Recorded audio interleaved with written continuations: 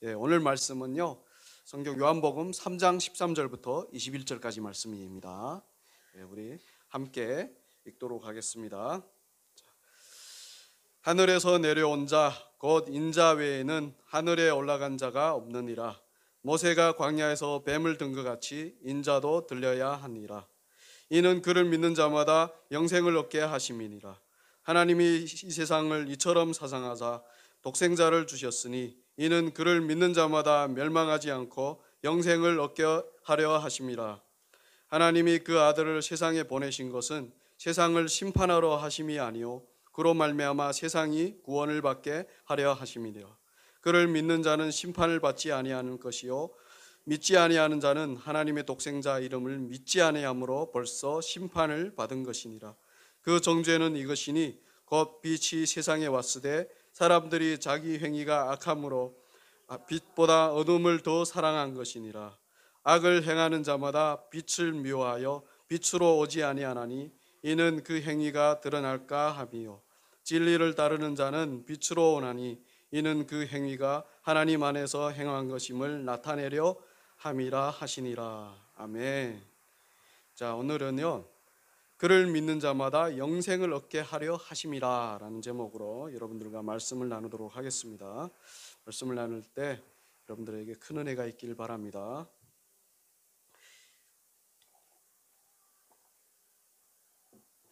지난주 본문 말씀이 15절까지였죠. 근데 오늘 말씀이 13절부터 다시 택한 이유는요, 13절부터 15절까지 좀 더 자세히 설명하고 16절로 넘어가는 게 좋은 것 같아서 그래서 오늘 13절부터 선택을 했어요. 오늘도 말씀의 은혜가 가득하시길 바라면서요, 제가 질문을 하고 싶은 게 있는데요, 제가 맨날 영생에 대해서만 설교를 한다면 여러분들 어떻게 생각하시겠습니까? 지루하겠죠. 그렇죠? 뭐죠? 그 뜬구름 잡는 소리를 왜 맨날 하지? 좀 우리의 현실에 좀 맞을 법한 그런 설교를 좀 해주세요라는 말을 저는 많이 들어요. 영생에 대한 설교만 하면요. 제가 자주 하기 때문에 그러는 거죠. 왜냐하면 우리에게는요, 뭐가 더 중요하죠? 현실이 더 중요해요. 그렇죠? 그게 더 중요해요. 이 땅에서 잘 먹고 잘 사는 것이 더 중요해요. 영생보다. 그래서 이렇게 말씀을 합니다. 영생이 중요한 건 알겠어. 그러나 나에게는 이 땅에서 사는 지금의 행복이 더 중요해요. 사실 우리도 모르게 이렇게 생각을 한다는 겁니다. 아니, 대놓고 하기도 해요. 그렇죠? 제가 그럽니다. 솔직히. 그런데요, 여러분, 그거 아십니까?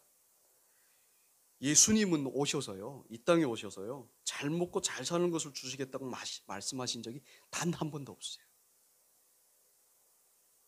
물론 우리의 필요는 채워주신다고 하셨지만 궁극적으로 예수님이 주시겠다고 하시는 것은요, 바로 영생입니다. 영생. 그 영생은 예수님께서 하늘에서 내려오시어 십자가에서 죽으심으로 주시는 거예요. 자기가 죽으심으로. 마치 하나님께서 광야에서 모세를 시켜 놋뱀을 만들어 장대에 매달아 들어서 불뱀에게 물려 다 죽게 된 이스라엘 백성들로 하여금 그것을 바라보게 함으로 살게 하신 것처럼 우리도 십자가에 매달리신 예수님을 바라봄으로 죄와 사망이라는 마귀의 독에 물려 죽게 된 우리를 영생으로 다시 살린단 말이에요. 그걸 위해서 예수님이 오셨어요. 이 세상에서의 부귀영화가 아니라 하나님 나라에서 하나님과 영원히 함께 사는 그 생명을 주신다는 거죠. 그런데요, 사람들은 예수님을 이용해 자기들이 이 땅에서 누릴 복만 구하면 구했지 그가 주려는 영생에는 별로 관심이 없어요. 솔직히 저를 놓고 봐도 그래요. 매일매일 제 자신을 보거든요. 과연 나는 영생에 얼마나 관심이 있느냐? 별로 없어요. 맨날 이 땅의 것을 가지고 긍긍대는 거죠. 그냥 그거는 좋은 건데, 영생은 좋은 건데 나중에 죽으면 가겠지. 하지만 지금은 그것보다 여기서 그냥 행복하게 사는 걸 원해. 하나님도 복을 주신다고 했잖아 라고 하면서 성경에 하나님께서 복을 주신다고 하셨거든요. 그런데요, 사실 하나님이 주신다는 복은요, 우리가 생각하는 재산이 많거나 건강하거나 자녀들이 잘 되거나 성공하고 행복하게 사는 그 복이 아닙니다. 하나님 주신다고 하신 복은요, 바로 생명이란 말이에요. 생명. 이를 성경으로 봅시다. 창세기 1장 21절에서 하나님께서 사람을 지으신 후에 하신 말씀이 있는데요, 제가 읽어드릴게요. 하나님이 그들에게 복을 주시며 하나님이 그들에게 이르시되 생육하고 번성하여 땅에 충만하라. 땅을 정복하라. 바다의 물고기와 하늘의 새와 땅에 움직이는 모든 생물을 다스리라 하시니라. 이 말씀에서 복을 주시며라고 하죠. 그 뒤에 바로 뭐가 나오죠? 생육하고 번성하여라고 시작합니다. 자, 생육하고 번성하려면 뭐가 있어야 되죠? 바로 생명입니다.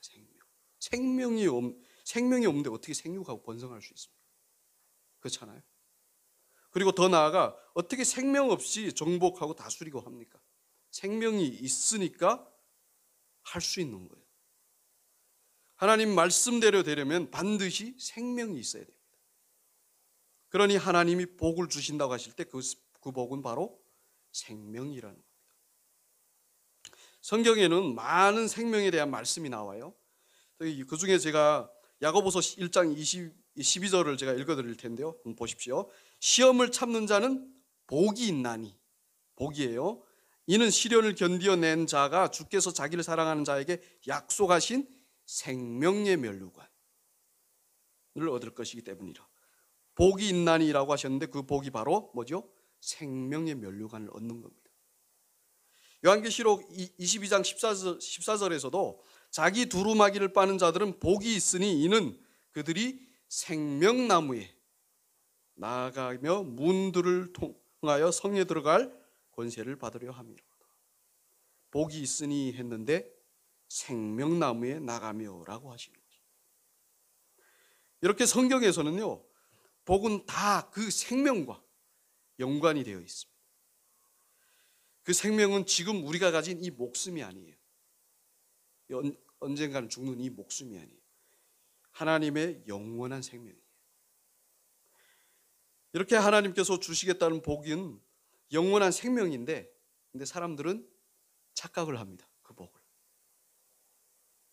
뭘로 생각하죠? 자기들이 생각에 자기들의 욕구를 만족하게 해주는 이 세상의 복으로요. 물론 이 땅에서 잘 먹고 잘 살도록 하실 수도 있어요, 하나님께서. 하지만 그것만 복이라고 바란다면 잘못된 것입니다. 궁극적으로 주시려는 진짜 복은 영생이란 말입니다.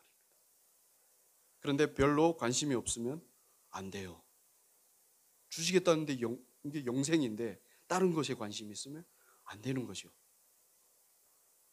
영생 좋다고 하지만 실제로는 그걸 별로 바라지 않고 있다가 없어질 안개와 같은 이 땅의 행복만 추구한다면 안 돼요. 그게 위험한 거예요. 그런데 그거 아시나요?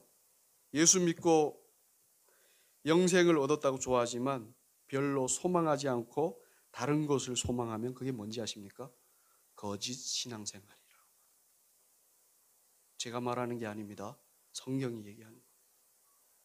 하나님을 속이는 거라고 해요. 제가 아는 여성분이 중국에서 아들을 한국에 데려오려고 돈을 열심히 벌었어요. 아들도 처음에는 한국에 오고 싶다고 했답니다.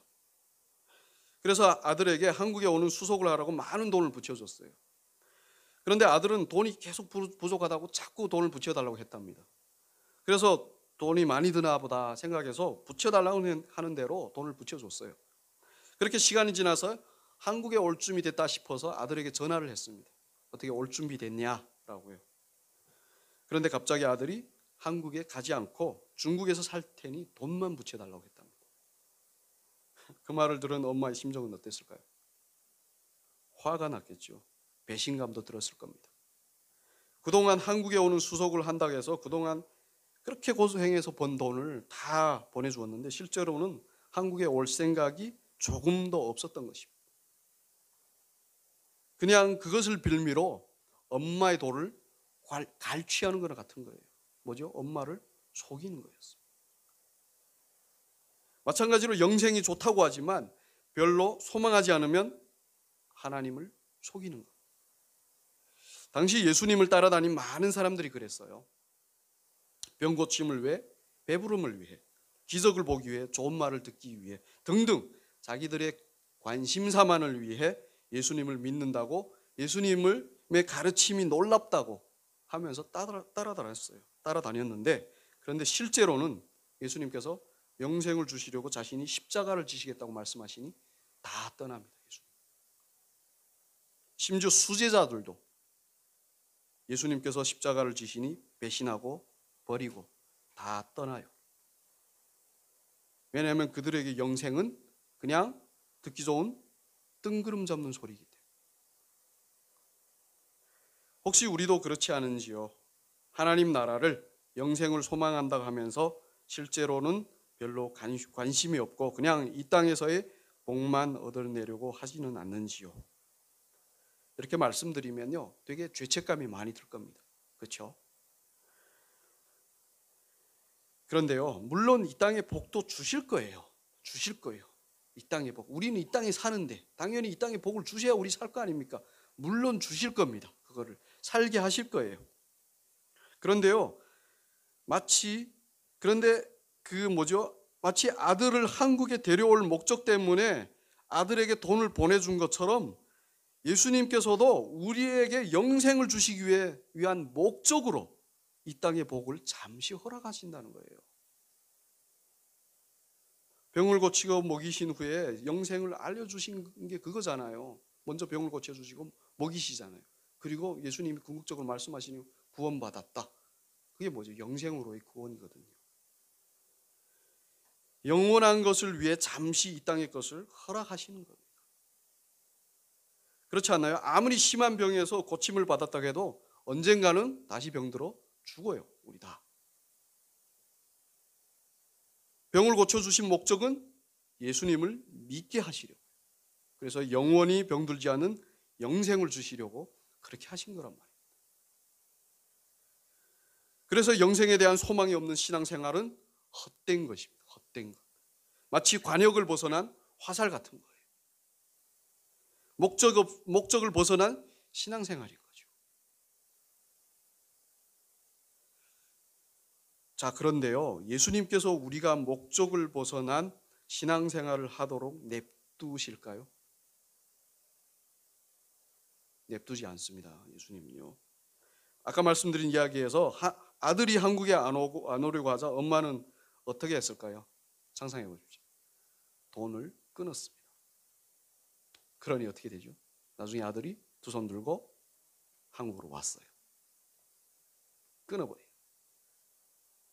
마찬가지로 우리를 너무나 잘 아시는 예수님이신데 당연히 예수님도 우리에게 영생을 주시기 위해 잠시 이 땅의 고난을 허락하신다는 겁니다. 우리 잠시 가끔씩 우리가 아프고 힘들고 어려운 일들을 경험하잖아요. 왜 그러죠? 예수님을 찾으라고. 그렇게 안 하면 맨날 좋은 일만 있으면 뭐 하나님이 뭐 필요하겠습니까? 예수님이 뭐 필요하겠습니까? 그렇잖아요. 잘 있는데. 이 땅의 삶의 전부가 아니라고 하시는 것을 알려주시기 위해서 잠시 고난을 허락하신다. 더 좋은 영원한 하나님 나라의 생명이 있다는 것을 알게 하시려고요. 그래서 영원한 것을 위해 잠시 이 땅의 희로 애락을 허락하십니다. 그렇잖아요. 살면서 좋을 때도 있고 나쁠 때도 있잖아요. 많잖아요. 그런 일들이. 문제는 우리가 우리에게 나쁠 때가 부정적으로 기억에 남아서 그렇죠. 그렇죠. 그것만 생각이 나서 그렇죠. 그런데 다 영생을 주시기 위해 겪게 하신 일들이라는 겁니다. 그거 아십니까? 좋을 때와 나쁠 때를 다 경험하는데 사실 우리는요, 좋을 때에 의해서 지금 이 자리에 살아 있습니다. 혹시 그거 아시나요? 예를 들어서 저에게 나쁠 때는요, 북한에서 배고파서 거의 죽어갈 때예요. 나쁠 때죠, 그게. 그런데 좋을 때는 언제죠? 그렇게 거의 죽어가는데 기적같이 먹을 것이 생긴 겁니다. 자, 제가 지금 이 자리에 있게 한 때는 어느 때예요? 나쁜 때입니까? 아니면 좋은 때입니까? 좋은 때가 있었기 때문에 제가 이 자리에 있는 거예요. 굶어서 거의 죽기 전에 먹는 게 얼마나 좋은지 다들 아시잖아요. 아무튼 우리는 그렇게 좋은 때와 나쁜 때를 다 겪지만 좋은 때 때문에 지금까지 살아있다는 것을 기억하십시오. 결국 좋은 때가 더 많기에 우리가 이렇게 살아있다는 것입니다.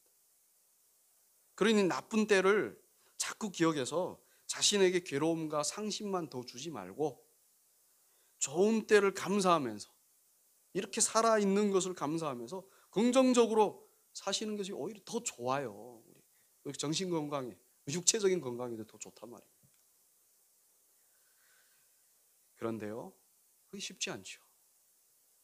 자꾸 올라옵니다. 나쁜 것이 더 기억이 돼요. 나쁜 것이 나타날 때는 더 우리가 스트레스를 받고 더 힘들어하죠.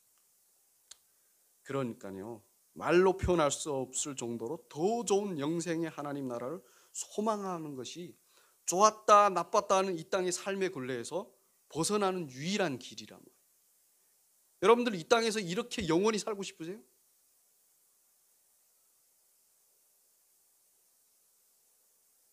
지옥이죠, 지옥. 이렇게 계속 영원히 산다면. 제 친구는요, 북한에서 탄광에서 일을 했습니다. 탄광에서. 잘 먹지 못하고 일하니 얼마나 힘들겠습니까? 너무 힘들어서 왜 이렇게 살아야 되냐 하는 생각도 했다고 해요. 아무튼 삶의 소망이 전혀 없는 거죠.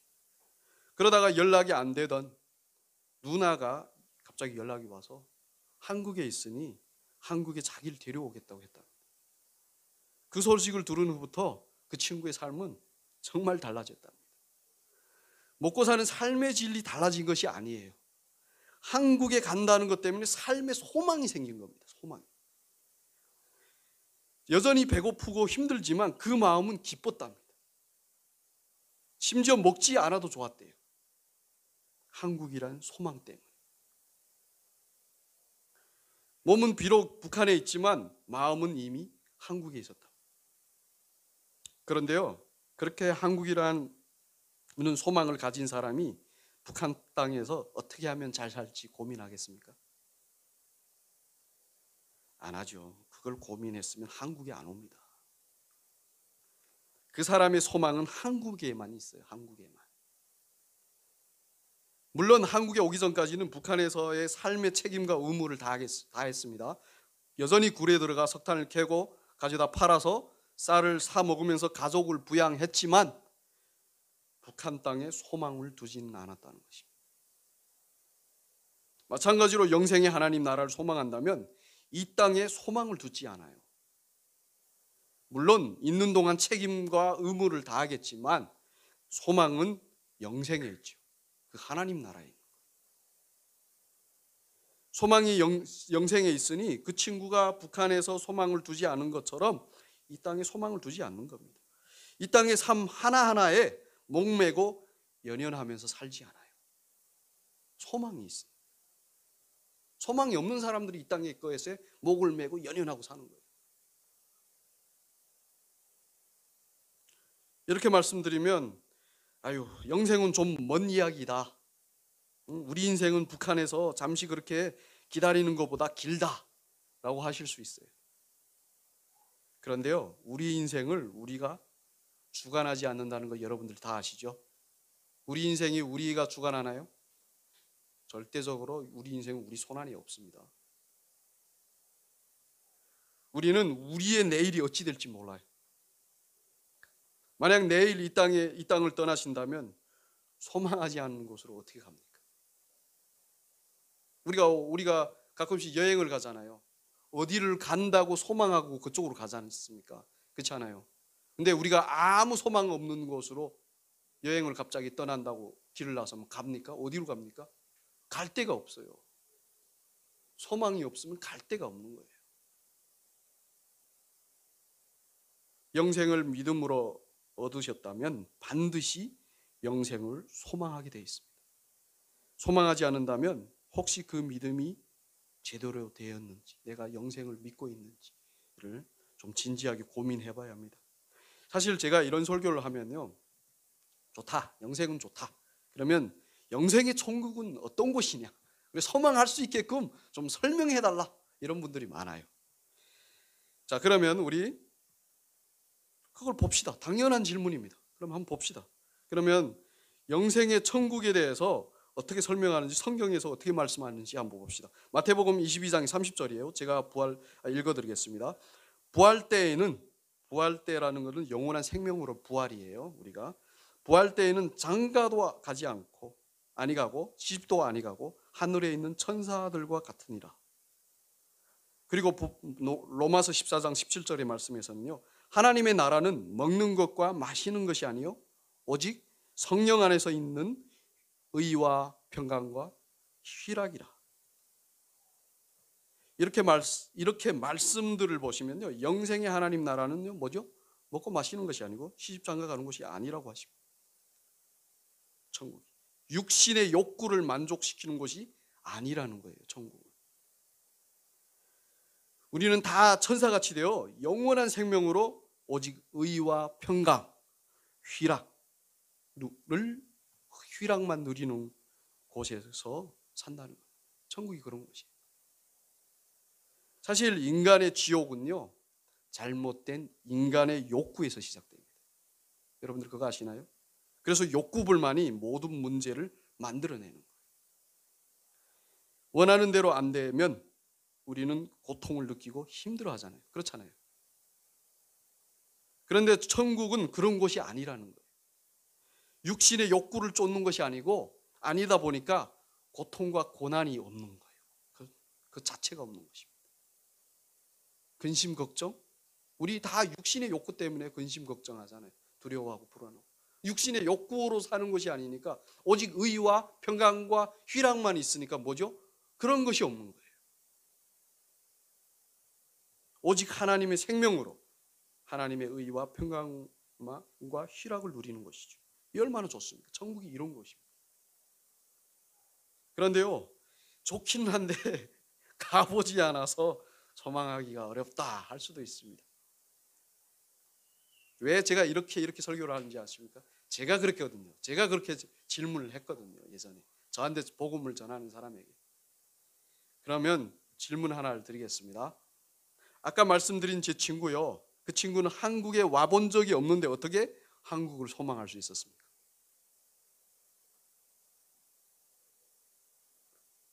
일단 한국에 대해서 들었겠죠. 누구로부터요? 한국에 먼저 온 누나한테서. 한국이 북한보다 훨씬 좋다는 것을 들은 겁니다. 그리고 누나가 또 이미 가 있어요. 그리고 또 데리러 온다고까지 했습니다. 그래서 직접 와보지 않았지만 한국을 소망할 수 있었다. 좋다고. 천국을 소망하는 것도 이와 같아요. 예수님이 영생의 천국에 대해서 말씀해 주셨어요. 성경 이따만큼 두껍게 하나님이 말씀해 주셨어요. 그렇죠? 그리고 자신이 직접 그 영생의 부활로 이렇게 부활하신 모습을 보여주셨어요. 수많은 사람들에게 보여주셨어요. 그리고 거기에 가 계십니다. 그걸 하나님 우편에 계신다고 우리가 말씀하죠. 그리고 우리를 다시 오신다고도 약속하셨어요. 똑같죠. 아까 그 친구의 그 이야기 스토리나 우리의 신앙의 스토리나 똑같죠. 그래서 소망할 수 있는 겁니다. 이 땅에 없는 영원한 생명과 의와 평강과 희락만 있는 그곳을 소망할 수 있단 말입니다. 그런데 그것을 우리는 스스로 갈 수는 없어요. 그렇죠? 내 빨리 천국 가고 싶다. 빨리 죽어야지. 죽으면 가는 게 아닙니다. 그냥 죽어서. 아니에요. 그렇게 가지 않습니다. 오직 예수님이 오셔서 우리를 데려가시는 거예요. 꼭 이걸 기억하셔야 됩니다. 그래서 그 예수님을 믿어야 돼요. 우리 아까 그 친구가 자기 누나가 자기를 데리고 온다는 것을 믿지 않았으면 어떻게 되죠? 기다리지 않겠죠. 기다리지 않았으면 어떻게 되죠? 누나가 데리러 왔을 때 그 자리에 없겠죠. 먹고 살러 딴 데 어딘가 아니면 다른 데로 어딘가를 갔겠죠. 데리러 와도 안 갔을 겁니다. 마찬가지. 믿고 소망해야 돼요. 그래서 예수님이 오실 때 우리 그 예수님과 함께 천국으로 가는 거예요. 부활하여서. 자, 그런데요, 또 질문 하나 하겠습니다. 천국에 갔는데 우리를 사랑하시는 예수님이 그곳에 안 계시면 그것이 천국일까요? 아니죠. 천국이 아니에요. 예수님이 안 계시는 천국은 상상이 안 돼요. 그렇죠? 천국이란 반드시 예수님이 계셔야 돼요. 그래서요, 천국은 어떤 장소라는 개념보다도요, 예수님의 임재가 천국인 거예요. 예수님이 계신 곳이 천국인 거예요. 예수님이 어디든 계시면 그 어디나 영생의 천국이 되는 거예요. 많은 사람들은 천국을 그냥 장소의 개념으로만 생각해요. 그런데 아니에요.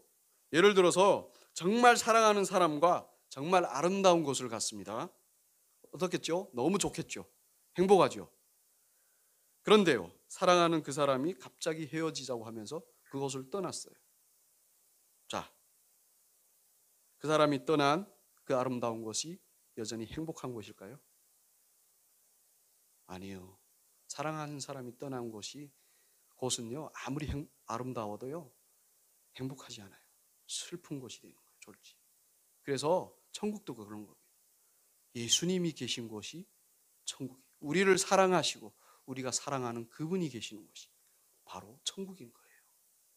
그걸 꼭 기억하셔야 됩니다. 물론 새 하늘과 새 땅을 주신다고 하셨어요. 나중에 이 우리가 살고 있는 이 하늘과 땅은 싹 바뀔 거예요. 새 하늘과 새 땅을 주신다고 약속하셨어요. 그런데요, 하나님이 안 계시면요, 새 하늘과 새 땅도요, 졸지의 지옥으로 변합니다. 하나님이 안 계시면. 그래서 하나님이, 우리 예수님이 계시기에 영생이 천국인 거예요. 그래서 그것이 어디든 어떻든 상관없이 하나님의 품은 바로 우리가 있는 천국이 된다는 겁니다. 우리가 바라는 천국이 된다는 것입니다. 예전에 IS와의 전쟁 때문에 생긴 난민들에 대한 프로그램을 본 적이 있어요. 난민들. 전쟁통에 다들 불안해서 난리가 아니었어요. 전쟁이 언제 죽을지 모르니까. 그런데요, 한 엄마의 품에 안긴 아이만, 한 아이가 있는데 해축해축 웃는 거예요. 엄마 품에서. 그래서 저 난리통에 왜 저 아이는 저렇게 웃고 있지라고 생각해 보니 그 아이가 웃는 이유는요, 뭐겠어요? 바로 엄마 품 속에 있었기 때문에. 아무리 세상은 전쟁으로 난리 나고 모두 죽느냐 사느냐 앞에서 불안해하지만 자기를 사랑하고 자기가 사랑하는 엄마의 품 속에 있는 아이만 평안히 웃더라는 겁니다. 다들 지옥 같은 곳을 헤매지만 엄마의 품 속에 있는 그 아이만 천국에 있는 것 같았어요. 우리도 마찬가지입니다. 우리가 어떤 삶을 살아도 우리가 하나님의 품 안에 있다면 우리는 천국에 있는 것입니다. 그리고 하나님이 우리 안에 계신다면 우리가 천국이 되는 거예요. 여기가 천국이 되는 거예요. 어딜 가나 하나님 나라가 되는 거예요.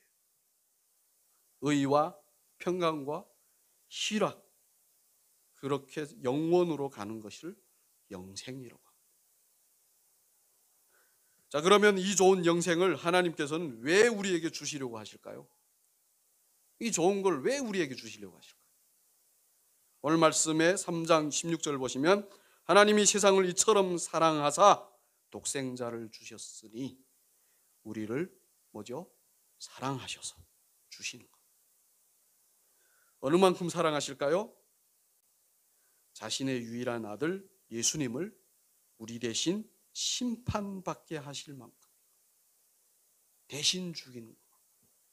세상에 어떤 부모가 다른 사람을 살리기 위해 자신의 자녀를 대신 죽일까요? 없습니다. 그것도 자신을 대적하는 원수를 사랑해서 자기 자녀를 죽이는 부모는 더더욱 없어요. 그렇지 않나요? 원수를 어떻게 사랑합니까? 흉내는 내도 진정으로는 사랑할 수 없어요. 특히 나에게 심한 상처와 고통을 준 원수는 절대 못해요. 근데 여러분 그거 아십니까? 우리의 원수는요, 멀리에 있거나 모르는 사람이 아닙니다. 가까웠거나 가까운 사람이 대부분 원수예요. 그렇지 않나요? 모르는 사람이 어떻게 원수가 됩니까? 한번 우리들의 원수들을 한번 이렇게 생각해 보십시오. 대부분이 가까이에 있습니다. 가까운 나라가 원수고, 그렇지 않나요? 그리고 가까운 동네, 그 가까운 동료, 가까운 친척, 가까운 가족, 심지어는 가장 가까이 계시는 하나님까지도 다 멀리 있지 않아요. 하지만 우리 하나님은 다르세요. 가장 가까워야 할 하나님의 형상대로 지음받은 인간이 원수 마귀의 말을 듣고 하나님을 대적해도 사랑하십니다. 그런 원수를 사랑해 자신의 아들을 주신 거죠. 그래서 우리는 그 사랑에 면목은 없지만 감사해야 합니다. 어제 우리 집사님이 좋아하는 사람만 좋아하고 미워하는 사람은 미워하는 자신에 대해 너무 애통해 하시는 글을 올렸어요. 그런데요, 저는 그런 우리 집사님이 너무 존경스러웠어요.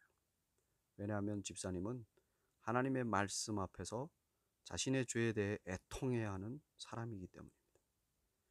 천하에 그냥 조금 싫은 사람이 마음에 있다고 그것이 잘못이라고 애통하는 사람이 몇 명이나 있겠습니까? 대부분 그냥 미워만 하고 있겠죠. 그런데 그거 아십니까? 애통하는 사람이 복이 있다고 하셨어요. 그리고 위로를 받을 것이라고 하셨습니다. 죄에 대해 애통하니 그 죄를 깨끗하게 해주시는 하나님의 위로를 받는다는 것입니다. 죄에 대해 애통하니 그럼에도 불구하고 사랑해 주시는 아버지 하나님의 사랑을 경험하는 것입니다. 죄에 대해 애통해 본 사람만 예수님의 십자가에 진심으로 감사할 수 있습니다. 그리고 우리는 알아야 되는 것이 우리가 누구를 미워해도 하나님은 우리를 사랑하신다는 것입니다. 이상하게 들리겠지만 이걸 여러분들이 믿으셔야 돼요. 물론 하나님의 뜻은 우리가 서로 사랑하는 거지만 우리가 그렇게 못해도 우리를 사랑하시는 분이 하나님 아버지시란 말입니다. 마치 우리 자녀가 서로 싸운다고 우리가 그들을 미워하지 않는 것처럼 말입니다. 서로 잘 지내길 바라죠. 그런데 미워하지는 않죠. 이처럼 하나님 아버지도 매일매일 우리를 그렇게 사랑해 주신단 말입니다. 그렇지 않으시고 그냥 옳고 그른 것을 딱 잘라서 심판만 하시는 하나님이라면 우리는 이렇게 살아있을 수 없어요. 예전에 다, 아니 존재할 수도 없습니다.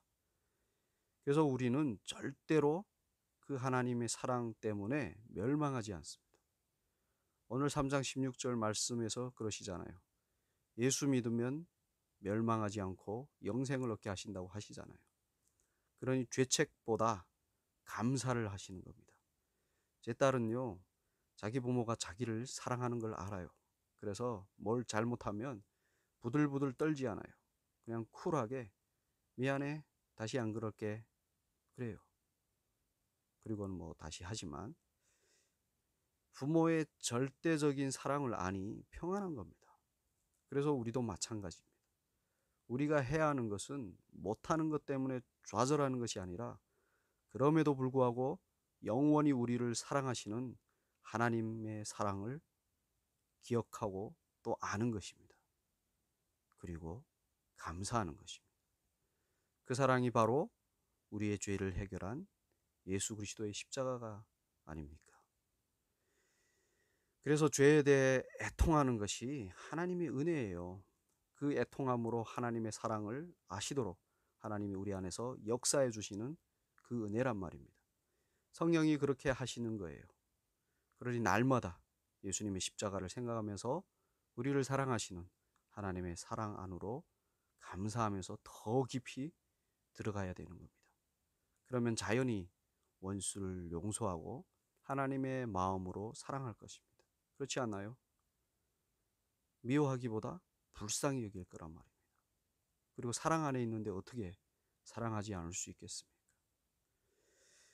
그런데요, 제가 이렇게 말씀드리면 여러분은 믿으셔야 합니다. 지금까지 말씀드린 이 내용을 믿으셔야 해요. 이 진리를 믿는 것이 오늘 말씀의 마지막에 말씀하시는 어둠에서 빛으로 나오는 것입니다. 믿으시고 소망하시면 반드시 하나님이 역사하시는 그 빛 가운데 우리가 있음을 경험하게 됩니다. 그렇게 되길 바라면서 또 우리가 그 은혜와 사랑을 누리길 바라면서 오늘 말씀을 여기까지 마치겠습니다. 기도하겠습니다. 하나님 아버지 감사합니다.